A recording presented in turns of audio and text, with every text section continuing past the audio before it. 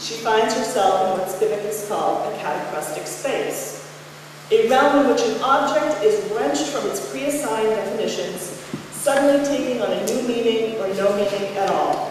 Rosaura is not her natural shape, that of a woman. She lacks proportionality, and her abrupt appearance on stage on her violent hippogriff thrusts her into a new space where the dividing line between meaning and chaos rests on the resolution of a series of inherently violent visual enigmas. In commenting on the poetic function of the woman dressed as a man in Las Manos Blancas no Ofenden, Matthew Stroud explains how figures like the Rosaura are symbolic incarnations of catachresis. And I quote, "In the theater, one can extend the definition of catachresis to the application of inappropriate visual signifiers such as clothes. In its attempt at normalization, society tries to outlaw catachresis. The inappropriate signifier, especially in a gender sense, brings up the possibility of violation of the gender constrictions." End quote. Catachresis is defined as the deliberate misuse of language, a violent metaphor, and according to Fernandez Mosquera, is often produced because of the inopia, or the limits, of language. As hybrid beings residing in catachrestic space, both Segismundo and Rosaura embody that which cannot be expressed with language. At the same time, as visual enigmas, they represent what both society and language seek to eliminate: ambiguity. Society tends towards normalization and the eradication of violent elements, while language strives to impose order in the world and to articulate experience. Paradoxically, the mechanisms by which the supposedly violent items are eliminated from society and language, this process of normalization, are seldom seen as violent. However, new perspectives on alternative stress the violence of normalization and the very notion of proportionality in original shape. The eradication of Segismundo and Rosaura, as they appear in this first scene of La Vida de Sueño, that is, as characters with higher identities, as enigmas that need to be resolved, and as individuals occupying peripheral space, is an inherently violent act that produces meaning from the process of normalization and the restoration of the Rosaura's and Segismundo's supposed original conditions. Violence often engenders text, and without it there would be no premise upon which to base La Vida de Sueño.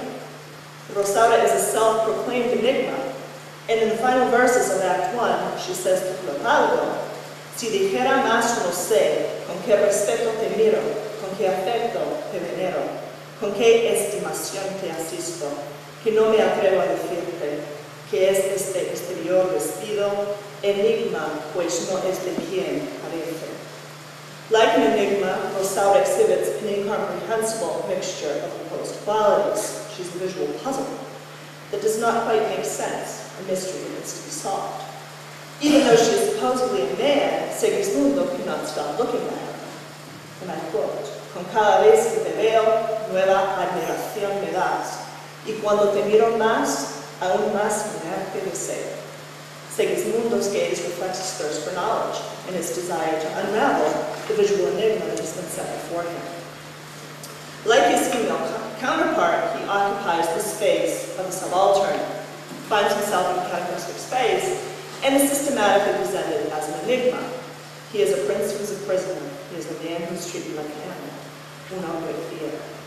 He is a man dressed in animal skins with a disproportionate ability to analyze and philosophize about his present situation.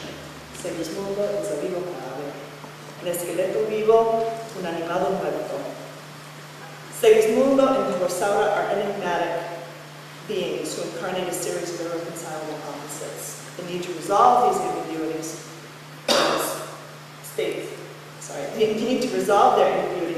ambiguous states before they descend into obscurity and chaos is the main thrust of the dramatic action set in motion in the first act of the play, and establishes the enigma, as we've seen, as one of its primary motifs. In a closed universe, the full comprehension or resolution, if there is such a thing, of an enigma, depends on the ingenuity of the observer or reader. In the final verses of Act 1, after his encounter with Rosaura, Clotaldo comments on how life is a riddle, and that much like a labyrinth, it is confusing. In In stark contrast to Clothaldo's comments on his inability to solve life's riddles or enigmas, the first pages of the second act are dominated by Basilio's scientific ramblings. While Rosauda's altered state owes itself primarily to an act of physical violence, Segismundo is clearly the victim of epistemic violence. Basilio possesses knowledge, and he uses it to justify the incarceration of his son. His power is based on his scientific knowledge, and the first time he speaks, he reminds Astolfo and Estrella that he is renowned for the scope and depth of his studies. Ya sabéis, estar muy atentos. Ambos sobrinos míos, corte ilustre de Polonia, vasallos deudos y amigos, por mi ciencia he merecido el sobrenombre de doctor, pues contra tiempo y olvido los pinceles de timantes, los mármoles de disipo, en el ámbito del orbe me aclaman el gran Basilio. Basilio justifies his authority by turning to science and to his title as doctor, a symbolic gesture that reinforces his supposed objectivity and perpetuates what Stanley Aronowitz has called the myth of the neutrality of science. Basilio not only perpetuates the supposed neutrality of science, but also mystifies the process by which knowledge is obtained. The knowledge that he possesses is configured as highly inaccessible and is shrouded in mystery and violence. He takes great care to describe every detail of the eclipse that occurred during Segismundo's violent birth, but the intellectual process that leads him to the conclusion that his son belongs in a tower and will be a tyrant is by no means transparent. El sol, después que con sangre lloró la muerte de Cristo, este fue porque anegado el orbe entre incendios vivos, presumió que padecía.